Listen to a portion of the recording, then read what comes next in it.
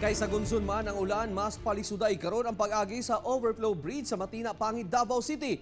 Pero lauman nga tulo ka adlaw mahumana ang Bailey Bridge. Ani ang report.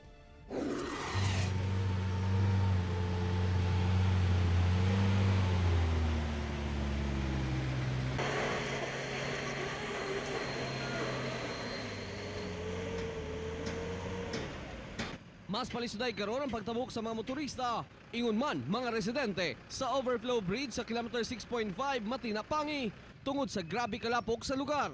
Ang mga residenteng padulong sa eskwelahan o trabahoan, miangal na. Kung kargado pasahero, Di makaya, lubong, mga idea o kuhay karga.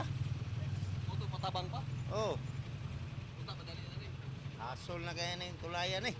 Ano lang po magmalit yan? Ikaw, lapot kayo. Napo kayo! Ang sigig pagkaguba sa overflow bridge tungod sa sagunsong pag-ulan nga makapalapaw sa sapa, hinungdan nga mabanlas ang mga yutang gibutang sa overflow bridge. Gani, sa kakusog sa sulog sa tubig, ang mga ali nga bakal sa kilid na nga danyos na.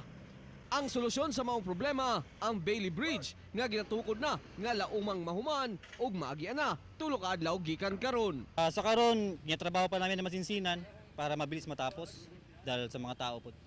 Sir, mas maaga sa target date. Hindi natin masabi kasi usay ang klima, tag-ulan, pero kung ulan man ng gamay lang, tapos na namin hanggang sa matapos to. Kauban si Melchor Awing sa kamera. Ako, si Real Soroche para sa One Mindanao.